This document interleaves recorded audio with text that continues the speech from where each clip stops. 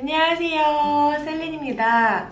오늘 영상을 계속 연속적으로 찍고 있어서 의상이 좀 같긴 하지만 그게 중요한 게 아니라 여러분들이 궁금해하셨던 부분에 대해서 답변을 해드리는 게 더 중요하니까요. 네, 다음 질문입니다. 안녕하세요. 에미레트 한국인 인비 전부 다 못 받고 채용도 가뭄에 콩나듯 나는 상황에서 채용이 많이 열리는 도시 쿠알라룸푸르, 말레이시아로 취업을 하고 거기 살면서 면접을 보러 다니는 건 어떻게 생각하세요? 승무원 면접 때문에 외국 가서 회사 다니면서 집 구하고 혼자 산다는 게 너무 무모하진 않을지, 시간만 버리고 오는 건 아닐지 걱정돼요. 제 상황이 너무 답답해서 여쭤봅니다. 또 다른 질문은 워킹홀리데이 영국 비자를 최근에 받게 되었습니다. 제가 최근에 고민하고 있는 것이 영어를 조금 더 유창하게 하고 싶다는 생각이 많이 들어서 기회가 되면 가고 싶은데 워홀 생활을 하면서 카타르 오픈데이나 타 항공사 면접을 보는 건 어떻게 생각하시나요? 주변에 이런 케이스가 없어서 혹시 주변에 이런 경우가 있다면 현실적인 조언을 듣고 싶습니다. 라고 질문을 해주셨는데요. 저 같은 경우는 해외 경험은 100번, 1000번, 10,000번을 추천해도 부족하다고 생각을 합니다. 어쨌거나 외항사 승무원이라는 것 또한 해외에서 살아야 되는 그런 특수한 환경을 가지고 있기 때문에 외국 경험이 많으면 많을수록 면접관 입장에서는 부담이 덜할 경우가 많겠죠. 그리고 내가 정말로 지금은 외항사 되기만 하면 정말 잘 살 수 있어 라고 하지만 실제로 외국에 나와서 살다 보면은 힘듦을 느끼는 친구들이 정말 많아요.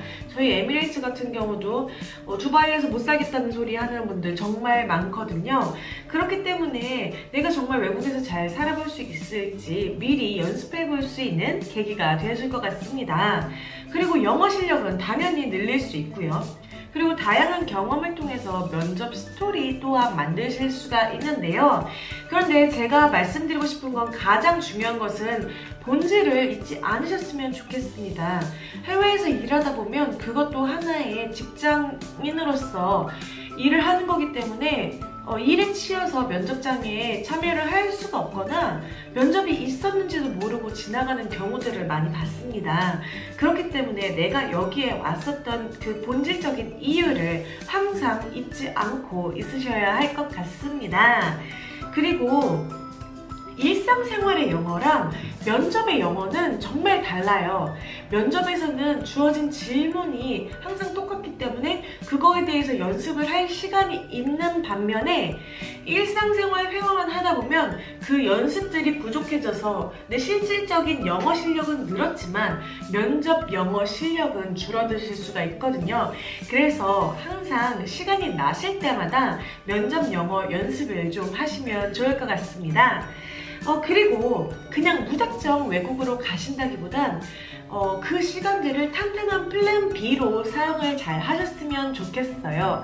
예를 들어서 이 나라에 가서 이 일을 몇 년 동안 하면은 비자를 얻을 수 있다거나 전혀 내 전공과 연관없는 일을 하기보다는 내 미래에 어느 정도 승무원이 되지 않았을 때에 갈 수 있는 길에 대한 그 관련 직종에서 종사한다는 식으로요. 이런 식으로 조금 플랜 B를 같이 생각을 해주신다면 미래에 대한 고민이 조금 줄어들지 않을까 싶습니다. 저 같은 경우에는 에미레이츠에 조인하기 전에 2번의 해외 경험이 있었는데요. 그 첫 번째는 필리핀에서 어학연수를 했습니다. 하지만 일반적인 그 어학연수의 스케줄을 따라갔다기보다는 근처의 공항에서 그라운드 스텝 인턴직에 나와서 밤에는 그 비행 운항편이 있는 밤에는 공항에 가서 일을 하고 낮에는 영어 공부를 했었는데요. 그 영어 공부를 하는 시간에도 1대1 수업이 있을 경우에는 제가 면접 답변을 만들고 고치는 그런 과정들을 해왔습니다. 저 같은 경우도 제가 왜 일을 하면서 영어 공부를 하는 걸 추천도 드리냐면요. 그 이전에 학원만 다닐 때는 학원에서 답변은 곧잘 해요. 근데 실제 상황에서 백인수님이 갑자기 딱 들이닥치니까 제가 답변을 못 하겠는 거예요. 그냥 일반적인 그냥 질문이었는데도 불구하고 내가 딱 얼어버리는 걸 보고 아, 이제 필리핀에서 공부할 때는 필리핀어 선생님들만 있기 때문에 정말 편했는데 아, 이래서 내가 정말 다양한 인종을 만나는 게 중요했구나 라는 생각도 했었습니다. 두 번째 해외 경험은 중국인데요. 중국에서도 또 역시 인턴십을 하면서 실제 중국인 손님들이랑 부딪히면서 중국어를 정말 많이 배웠던 것 같아요. 중국 같은 경우는요. 제가 뭐 그렇게 집이 좀 잘 산다거나 제가 돈이 정말 많다거나 그런 것도 아니어서 부담이 많이 됐었어요. 그래서 검색을 해봤을 때 월드잡에서 해외 연수 프로그램이 있습니다. 그 월드잡 해외 연수 프로그램을 이용해서 비교적 저렴한 가격으로 총 6개월 동안 중국에서 살 수 있는 기회를 얻었고요. 그 중에서 저는 5개월 절반 정도 하고 나서 한국에서 면접이 있기 때문에 그 면접을 보러 왔었던 걸로 기억을 해요. 물론 그 사람들이 내 미래를 100% 보장해주진 않습니다. 그게 취업 연계 프로그램임에도 불구하고 잘 준비가 되어 있지 않는 부분도 있습니다. 하지만 어쨌거나 나 혼자 간 거보다는 조금 더 마음이 편하고요.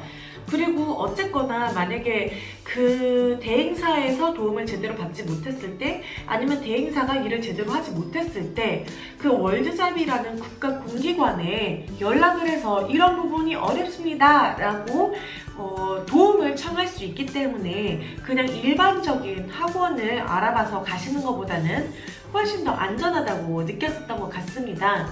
현재 제가 월드잡을 찾아보니까 호주로 가는 부분도 있고요. 잠시만요.